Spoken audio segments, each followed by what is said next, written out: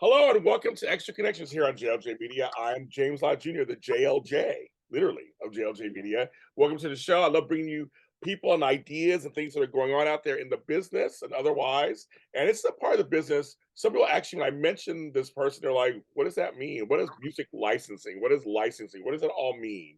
We're going to talk about that, exactly what he does, what he has done, and what he is doing. Of course, that CMIShows.com is the website to go to for different licensing of different musicals. We're going to talk about what that is exactly and what that means. For over 20 years, he's the founder of this great company. I knew about him through my other guest, Christy Stoltzman, who did the When Costs a Heart musical. You can check out that interview out now on the When Costs a Heart after show. And I love Christy. That's my girl. That's my new BFF. We're good. So we're gonna talk to the guy who got me connected with her, and his name is Ed Kee. Hi, Ed. How you doing? I'm good. How are you, James? I'm great. I'm great. Okay, so let's first start with kind of a little background with you. So before getting into CMI shows and and founding all that, I'm assuming you were a musician.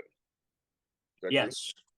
I got a music degree in college and actually was a high school band director for about 5 years. Did junior high and high school, sang jingles. I lived in Memphis and then ultimately moved to Nashville where I started working in Christian music publishing. So I've done music all my life. And go ahead. I like that. No, so you were in Memphis first, right? Yes. I love Beale Street. I love Memphis, all the jazz stuff. When you're in cities like, so as a musician, when you're in cities like Memphis and Nashville, do you feel more like a musician? I always want to ask that question. Like when you're in places where it's just like it just seems to permeate and the world knows of them as music centers, do you feel like really creative? You feel like you feel it? Um, I felt it more in Nashville than in Memphis. Although there was a lot of things going on in Memphis, but not like Nashville. Um, like I said, I did live music in Memphis. Playing for parties and clubs sometimes, but also the jingles. But yet there was Ardent Studios, and Stax recording and things like that going on. I only worked at Stax one time, Oh or wow, a few times, and actually I did that singing a jingle at Stax. wow, But anyway, that kind of thing was going on, and it felt a little more exclusive. Whereas in Nashville, you can stand on any corner in the city and throw a rock and hit a studio. I mean, it's like it's everywhere, and even when you get out to pump your gas at the gas station, the guy next to you probably is a musician. It's just everywhere. So you're so absorbed in it, you don't really give it much thought. I mean, you just do what you do, and you meet other people, and sometimes you have connections, and sometimes you don't. So there's a lot more synergy and a lot more energy in Nashville around music than I think I ever really experienced in Memphis. Although I worked, kind of a funny story, I worked there for about 3 years, and it wasn't until I left the place that I realized some of the legends I had worked with. It was like pretty like well. And I'm dating myself, and you may not remember that, like Pete Peterson. I don't know if you've ever. You might have to go to Google to find this, but there was a group of 4 or 5 harmonica players. They call themselves the Harmonica Cats. okay. And they were on TV. You see them on the Ed Sullivan Show or wherever. And there was guys like Ernie Bernhardt, Hub Atwood. These old names. They played. They arranged for big band stuff like for Frank Sinatra, and they had worked in the music business years before I ever showed up, and had resumes this long, and I just knew they were great arrangers and they were fun people and blah blah blah. And then years later, I'm looking on the web and I find this website that was all about the company that I worked in. I started reading the bios of the people that I'd worked with, and I went, "Holy smokes! I never had any idea that these people had that. I just never asked, and they didn't talk about it." Yeah, I love that. I do. I love that. Well, now this leads into because I watched the documentary. I don't know if you saw it, Jesus Music. Yes. I loved it. Great documentary. And for me, I grew up in a household that we listened to secular and Christian music, but it was just like it was a good song, it was a good song, it was a good group, an artist, we liked them. And then as an adult, I got into certain Christian pop artists and bands and things like that. So I want to ask you, so for you, was it the same case for you? Were you into secular and Christian, or did you get into Christian later or secular? How did that work for you? I was actually growing up. I grew up listening to Southern gospel music only because my dad was a rabid fan of Southern gospel, so he played it in the house. I didn't like it, and then because I even in high school, of course, I liked the Beatles. That was kind of the going thing about my high school years, and then but I really loved Henry Mancini. I listened to orchestral things, and I had a little different musical taste. Ironically, when I moved to Nashville, I went to work for the Benson Company. They had one of the biggest Southern gospel labels. My dad thought that was funny. They didn't like his music, but yeah, ended up working for a publishing company that had a lot of Southern gospel artists. But my taste runs more orchestral and choral, probably although I like certain artists. So, you said Ray Mancini. I was thinking of, oh my God, another famous orchestral. Oh my God, the 56. I've got blanking on his name right now. Ray Conniff. You like him? Ray Conniff? Yeah. Yep. Because I was thinking, there's another one. I grew up with that. I grew up with those songs. Right. You hear this, you hear it, you go, oh. Or like the other day, I heard there was oh my God, it's another one. It's like certain big musical instrumentals that have came from the 56 that you hear them, you recognize them immediately. It's so interesting. It's so interesting. So yeah, we love that stuff. I love that stuff. Yeah. Yeah. So okay, but okay, so you like secular, weren't so big on that, but you kind of into it. But how did you get into the Christian market?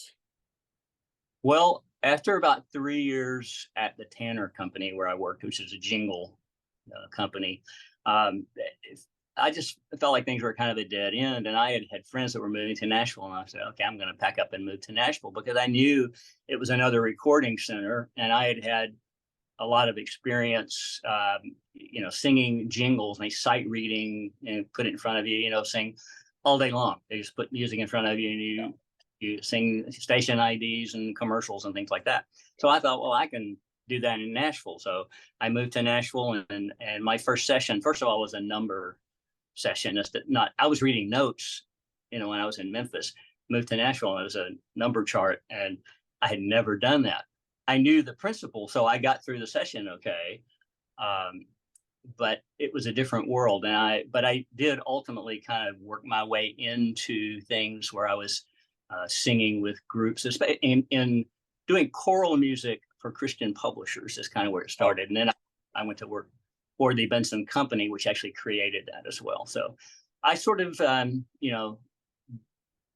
got lucky, I think, and got into something that I grew in. Yeah. I just to relate to you, I come from radio.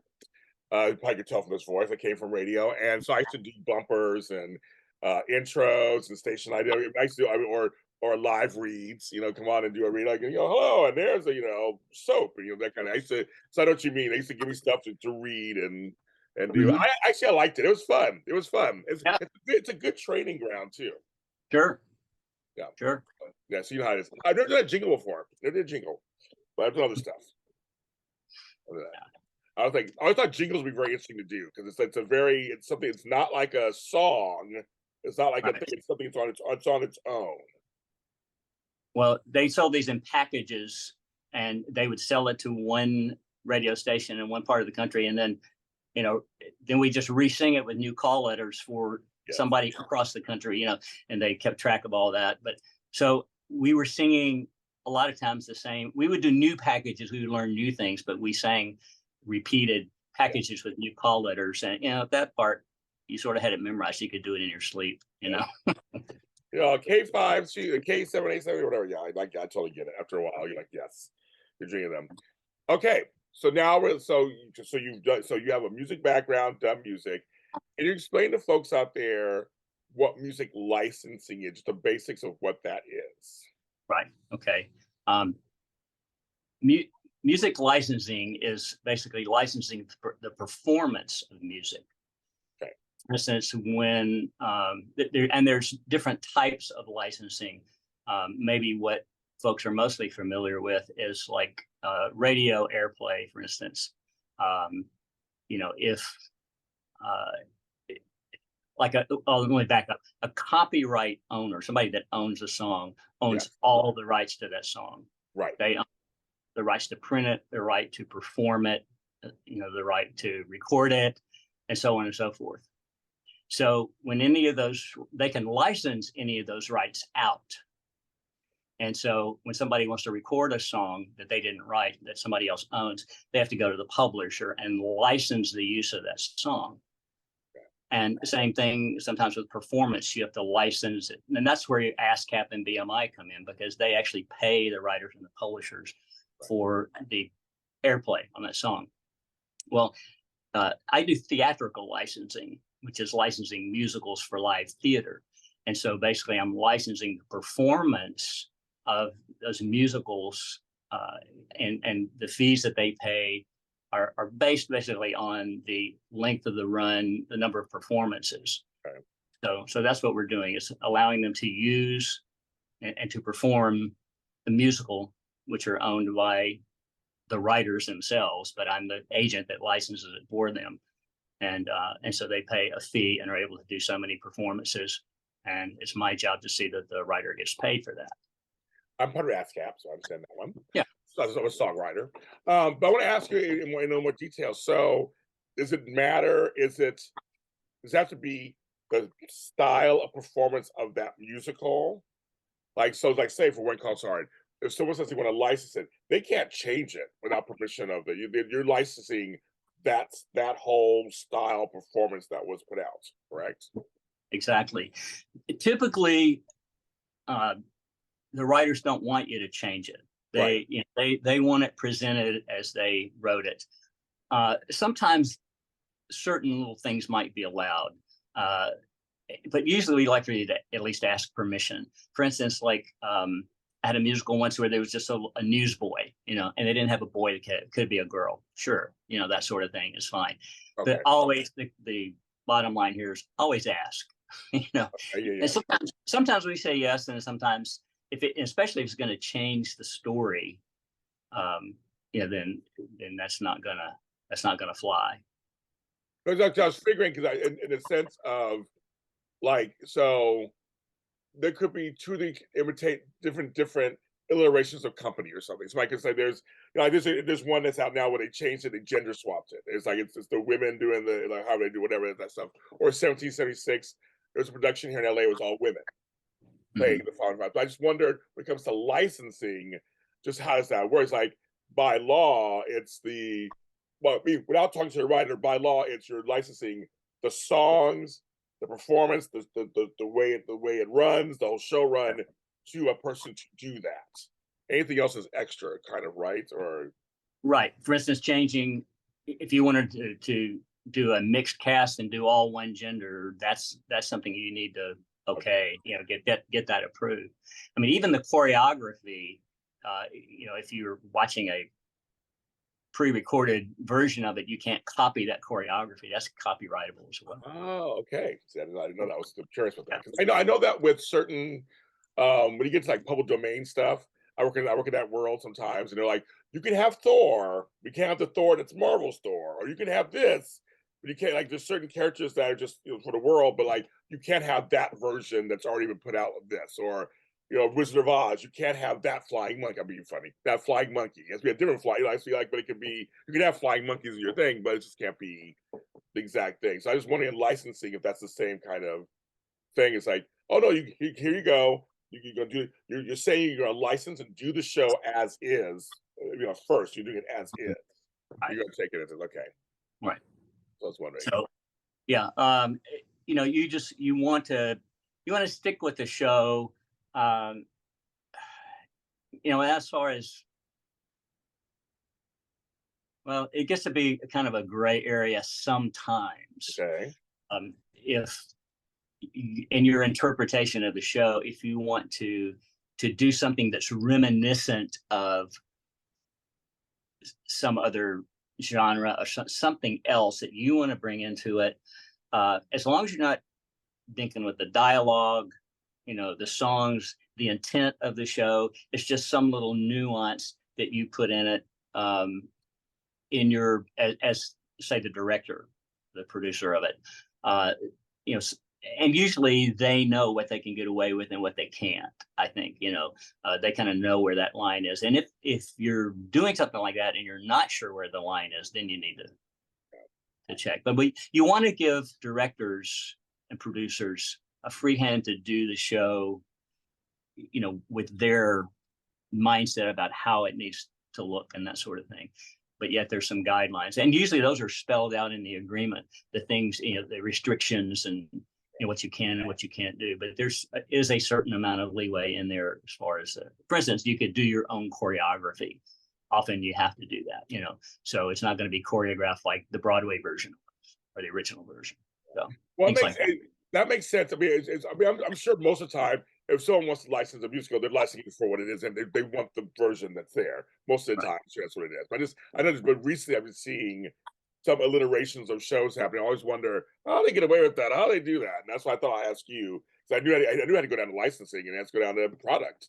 Like, I create the product this way, and now you want to do this. I always just wondered how that works. Well, when they do revivals, often they update them, and that's sort of a different animal in a way. I mean, they're allowed to do that, and usually that's always done that has to be done with consent of the original copyright owner and the license company, as to what they're going to do. So, yeah, they can get away with that. But you're taking that same show and freshening it up, and there's an economic factor in that they're generally not going to say no. They just have to trust the person that's going to do it, and they're going to do a good job, and it's going to give it a facelift. So yeah, sort of thing. okay.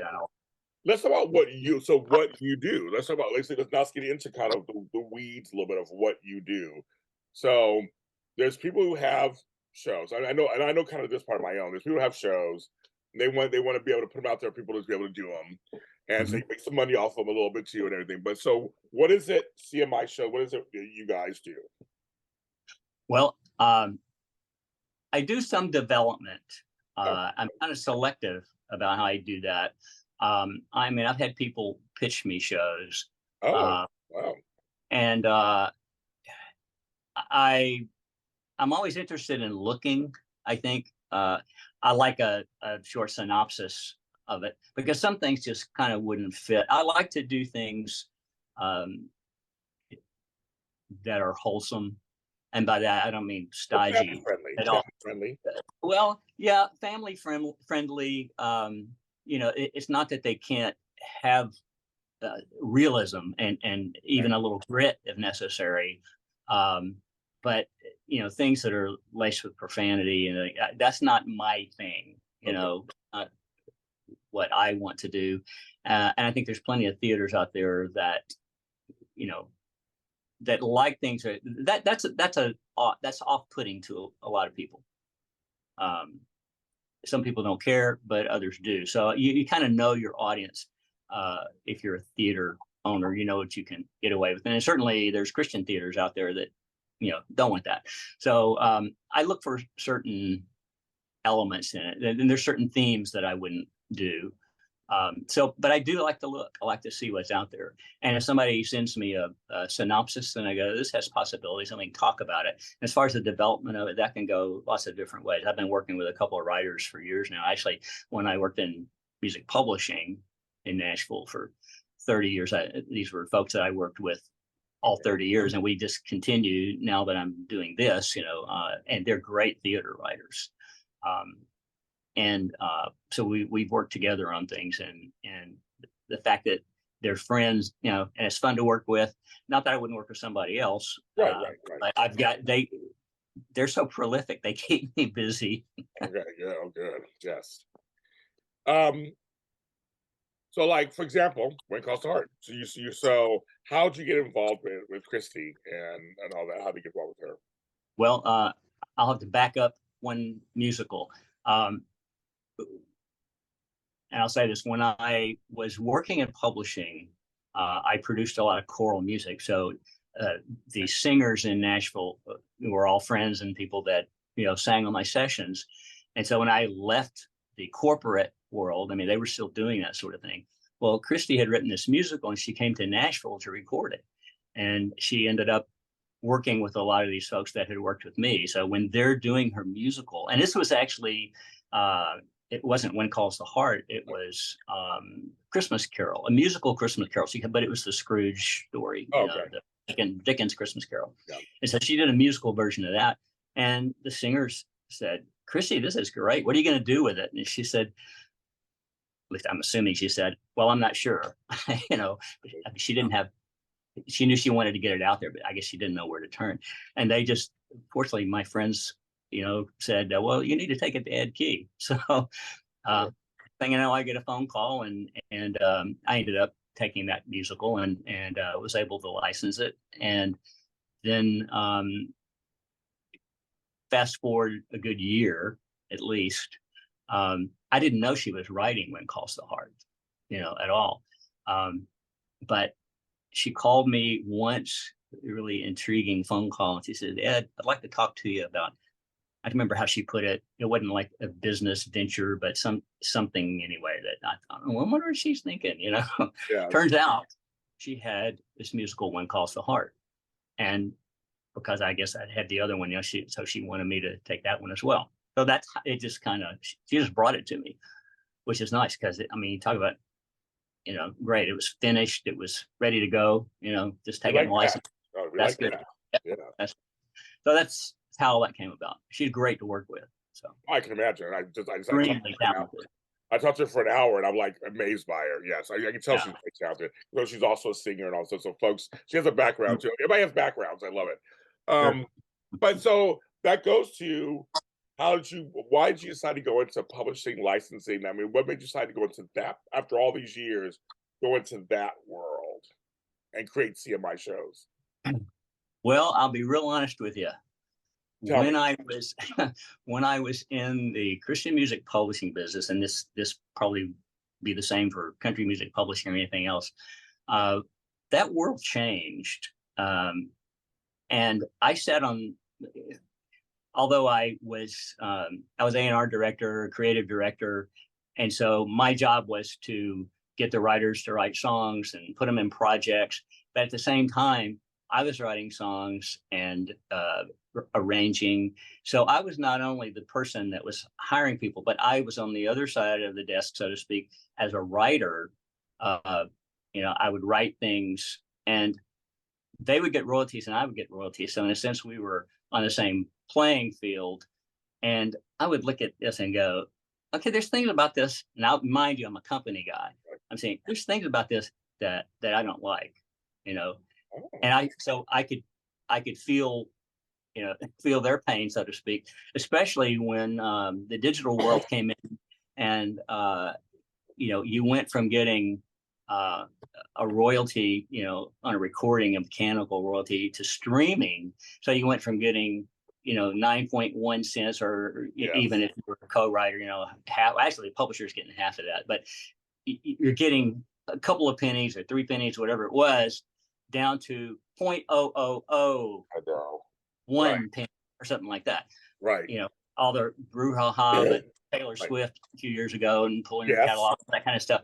It was over that. I mean, you get a royalty statement that's this thick, and you can go buy a cup of coffee with the money they sent. The check or it costs more money to send it to you in the mail than actually check. Everybody in Nashville's had that, where you get a check for 30 cents and it costs 54 cents to mail it, or 59, whatever it is. So, they do that. It's so strange. Yes.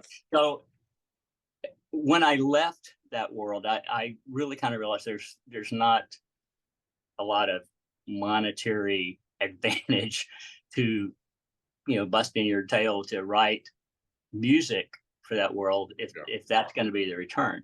And I had written a couple of Broadway style musicals for Brentwood Benson Music, and I knew when I started out with this, I knew the church world. And I wrote cantatas and things that they would sing at Christmas, but they were cantatas. They weren't Broadway style musicals. But Right. along the way, I remember a trip to New York one time. I was sitting in a theater watching the production of Jane Eyre. Oh, it was a very short-lived musical, but wow. glorious. I think Stephen Schwartz's son had directed it. Okay. And really good, but it didn't last long. But I was mesmerized. I had seen shows before, but this one just struck me, and I thought, I need to do this and take that kind of quality and take it. I thought initially, let's take this to the Christian world, because they're not really doing that. Christian publishers dabbled at it and never really did it well. There was one person, a guy named Robert Sterling, nailed it. He really understood it, but he was the only one in the Christian marketplace, I think, that did. But in that world, there just wasn't the market like there is in the theater and school market sort of thing.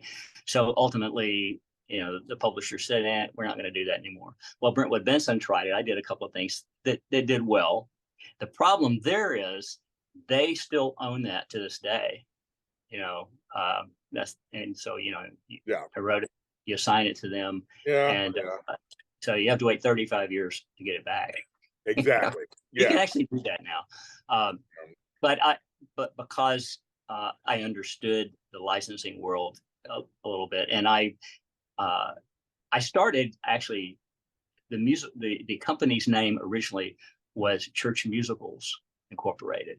That's how I incorporated. Right. And I was actually licensing Christmas musicals. I wrote one and started licensing this Christmas musical, US and Canada, and then realized I can't do this with this one show. I've got to go find other shows. So churches out there, around the country would spend a lot of money. They would do their Christmas production, and that's the only time of year that the churches will pull out all the stops and do something.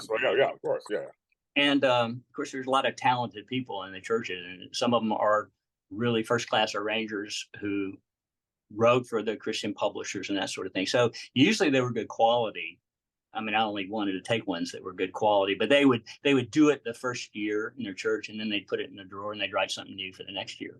And sometimes they'd come to Nashville even to record their tracks. They might spend $40,000-$50,000. Some big churches, So I went and found some of these things and licensed them from the churches, and turned around and licensed them to other churches, because there was no network. Church A didn't know that Church B had done this. So, I was able to license it across the country to different churches. And so that's how it started. But after a while, I had built a seasonal business of Christmas musicals. And I kept thinking, well, I need to turn a corner here. I'd like to do things for the mainstream. So one musical I wrote kind of fit that bill, but again, you couldn't work on one musical. And then Christy brought me the Dickens Christmas Carol. Again, it was Christmas, but it was more, mainstream feeling. And then When Calls the Heart. And I've got some other things in development now too that kind of fill the bill for the mainstream market. So I kind of eased into that, so to speak, too. And it's grown as I've pursued it. So that's been great. Well, what you did, Ed, is what a lot of us aspire to do, and is to fill a niche, fill a void, fill a section that's not really being handled. You basically said the Christian market wasn't doing specifically that, and so you latched in there, and now you're having some success in there. And I think a lot of times, I always think sometimes, well, I thought no one's doing it. Like, you think somebody else is doing it. You just figure somebody else is doing it. And you realize, they're not doing it, or they're not doing it the way you think could really be beneficial. And then that's when you jump on it. You go, okay, I'm going to do this. And now I think it's a great idea. I mean, obviously it's a great idea. And there's an audience out there, because you're right. There's a whole circuit of churches that want to put on productions, and maybe they don't want to do their own. Maybe they don't want to come up with their own. And this is an easy way to say, we'll do that one. Mm-hmm. Do that one. It's a great idea. Well, my boss, I have to give my former boss credit. He was a brilliant marketer, and this is at the Benson Company. His name is Jim Van Hook. Hi, Jim Van Hook. Jim Van Hook. And years ago, he came up with the idea of doing a split track recording and selling it to churches. He would do praise choruses or hymns or something, and basically you put the track on the left and the vocals on the right channel. And so when you played it, they were separate, and with a your balance knob, you could turn the voices down or off, but it was a sing-along. He created sing-along that you could use with just the track or add the vocals in for choirs. And it caught on like crazy. And he grew the company, from a garage business into, $20 million company, sold it to Zamba Music, and then, oh, I know that. I know who they are. Yeah, that's a big one. So, again, I just, in my world, I took that principle of finding a need, because I knew that, again, back to the churches, I knew there were churches somehow that wanted to do more theatrical type pieces, but the publishers weren't doing it. And so I jumped in there and did some, and then that enabled me to build things to a point where I moved into the mainstream world. I love it. I do. I love it. So are you doing both mainstream and, I mean, What Color Heart, is it Christian, but it's Christian like? It's not, I mean, they consider themselves a family friendly show, the original show. And there's Christian values in it. But I don't think in the 10 years I watched the show, I don't think they ever called it a Christian show per se. So the musical, which is a comedy is kind of a comedy with some stuff in it. I mean, you consider that mainstream, or do you consider that a Christian? I mean, what do you consider that as? Well, it can be from a Christian worldview. Actually, at Christmas time, like most of the world doesn't want to talk about Jesus and the baby in the manger and that sort of thing.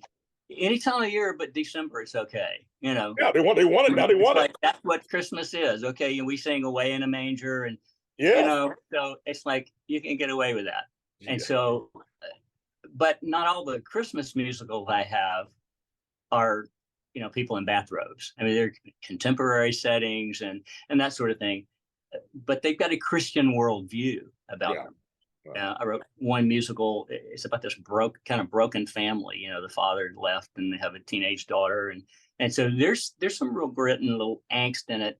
But it's about reconciliation, which is really the Christian message. Reconciling people to God. That sort of thing. So, but it's not heavy-handed. Yeah. I've got things that people want it.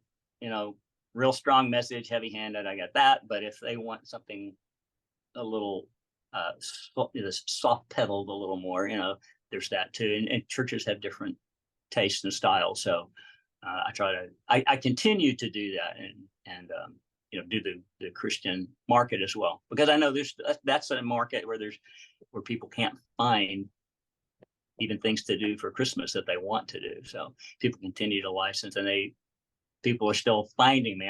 I've been around for 20 years, and they go, "Oh, gee, I'm glad I found you." Well, gee, I've been here for 20 years. Like, I've been lost. I'm here. Yeah, I haven't been lost, right? I'm also assuming Easter time is big for you too. Is it? Say again. I'm assuming, is Easter a big time of year too for you? Easter is second. And again, I learned all this just from in the church world, watching the sales figures.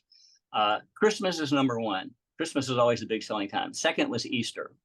And boy, after that, it was a toss-up. The church just didn't have the time in their calendar. Yeah. They got many things going on. They don't have time to mount productions of things. But Christmas and Easter are the two big days, days of celebration in the Christmas calendar and the church calendar. So, but Easter is second, and it's a kind of a distant second, frankly, to Christmas. So, okay. So you go out there and you search for musicals that fit these different criteria. And then you contact the composer, whoever owns it, and says, "I want to license it." Is how you do that? Right. I mean, often, sometimes a church will own it. Sometimes individuals will own portions of it. But I just work the deal with whoever actually wrote it, because whoever really owns it, and do a deal with them to license it, and then I pay them royalties on the licenses at the end of the year. Usually I'm able to wrap everything up by the end of the year. And so right after Christmas and get them a check before New Year's Day. Has there ever been anybody who said no? I mean, as far as can I license your musical? Yeah. Everybody just kind of said, yeah, I'm okay. Or like, everybody said no. No. 20 years we're doing this. No, everybody's good. Okay, good. Okay. Yeah. People will, I've had to say no to people for various reasons. That somebody doing something, and that's always tricky. Sometimes you love the concept. They think this could be really strong, but they didn't deliver the goods, in the songs or the flow. There's something about it, or it would take a lot of money to fix it. It's almost easier to start from scratch, but yet they're not willing to do that. And so there's reasons that you say no, but I've had a few of those. So I say no more than they do. I'll put it that way. Well, I'll tell you, it's so funny because I'm a musical person. I like musicals, and my earliest memories, I'm just really funny musicals, is Jesus Christ Superstar and Godspell. The first two I'm going to say I was 3 years old. And I did the whole Jesus Christ Superstar soundtrack. I mean, I love it. And I like Angela Weber, but it's just funny to me because my first ones were Christian themed or Christian storied musicals. So the first ones as a kid, I remember, and all the way up to now, where I just saw, it's not Christian, but I just saw Six, the musical. Yeah. The Wives Henry VIII. Very catchy. You get a history lesson while you're, watching the show. But my earliest ones were Christian ones. As I was thinking about that, my earliest ones were The Last Days of Jesus and Gospel. It was very interesting. I never thought that before until just now. That was my first ones I can remember were those two. That's a lot of people's story, I think. If you go to church, you're at some point probably going to hear a musical, of some shape, form, or description. Yeah, I mean, you do. What do you say to folks like my brother? But speaking of musicals, Six was his first musical. He's in his 50s. My first time, this was the first time he loved it. There's some folks you just go, well, I don't mind plays, but I don't know if I don't want to see a musical. Like, what would you say, folks who haven't been to a musical, why they should go? Haven't been to a musical? Haven't been to a musical yet. They like, I don't know, should I? I don't know. Is it like somebody would I like it? Like, I mean, I know every show's different, but I'm just saying in general. I mean, we both love music. We like musicals. We both like it. So I'm just wondering, what would you say to people that haven't gone to a musical yet or are thinking about it? Well, a lot of people think it's very strange for somebody to be speaking and all of a sudden burst out into song. Yes, that just puts them off. They can't get that in their head. And I would just tell them, you need to experience it, because a story well told, even with music, the music is powerful. Music can be powerful. It can be moving. Yes. I'll be honest with you. When I sat watching Jane Eyre, and I had heard of that story, when you're in high school, reading, girls read Jane Eyre and the guys read Robinson Crusoe or something. Yes. So like that. Yes, exactly. Yeah. So I never knew the story, but when I saw this, it brought me to tears in the theater. Wow. That's what started the company. Basically was like, I got to do that, Wow. So but I would tell them, because if somebody hasn't been to one, they don't know how it's going to affect them. They think they know, and they may go in, with a kind of a prejudgment of it before they ever sit down and watch it. But you get caught up in a story with powerful songs and a lot of emotion and drama and all. And it can be life-changing. It really can. I just encourage people to go. I agree. I think that, there's some songs, and people out there who may in the mainstream may hear of a huge song like Don't Cry for Me Argentina or certain songs like that. But in the context of the musicals they're in, those are the powerful numbers that actually can bring down a house. Or I'm telling you, I'm not going from Dreamgirls. Some people may have heard those songs separately, like on their own, but in the context of their music, they're very powerful moments that I think people need to, or from the Home from the Wiz or whatever. I was just thinking things of like these iconic songs. You've heard them, right. but out of context are great. So it's still great songs, but like if you actually watch the acts as they're happening and a song comes in, then you get the full body picture of it and you go, oh, okay, and why it's, a moving story. Musicals can move story along. That's why I think it's very important, right? It should move story along. That's the purpose of it. And also they're more than songs, because you're hearing the heart, the motivations, and the angst or the joy of the character. That's what draws us in as a human being, is seeing when somebody's feeling the pain of something and they sing this song. I tell you, there's one song that that I can hardly talk about it without my eyes watering, just because when I think about it, it was so powerful. When Disney bought the New Amsterdam Theater in New York, they refurbished it, and it was where Lion King was. That's where King premiered. But before that went in there, Alan Menken had written a musical called King David, and he I don't know how long it ran, evidently for a short period of time. And that if you go to find that CD now, on eBay or something, you're going to pay $75 at least. Okay. But it was a stunning musical. Everything Alan Menken does is wonderful. That's good. It was really, it's the biblical story of King David, and in the story, his son Absalom gets killed. He had long hair, and his as he's fleeing, his hair gets caught in the tree, and he's hanging by the tree, and then his brother comes up and kills him, put an arrow through him. And I mean, that's a story in the Bible. Right. And but David's angst over losing his son, and a lot of it has to do with the actor.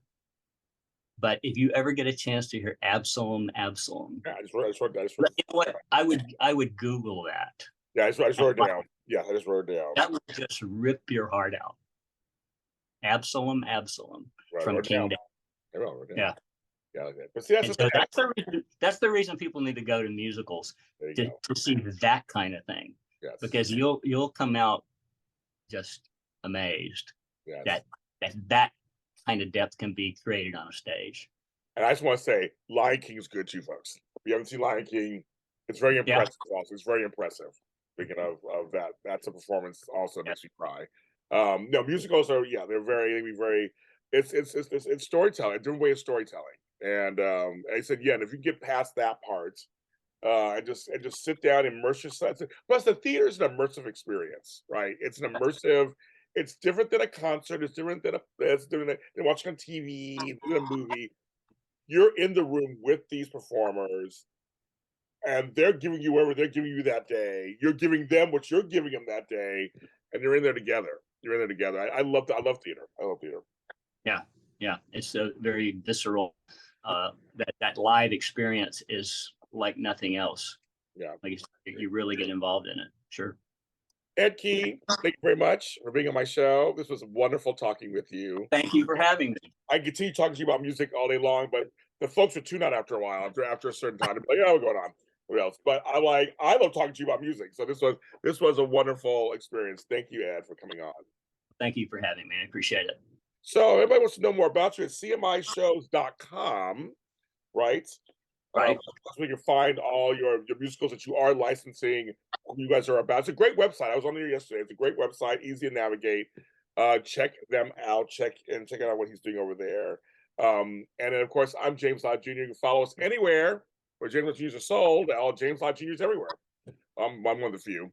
But we're out there, and it's on every social media platform. We're on every audio streaming platform service. And, of course, the granddaddy of them all, YouTube. We're under JLJ Media.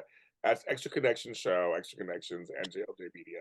Everyone, thank you very much for listening and or watching, and I will talk to you next time.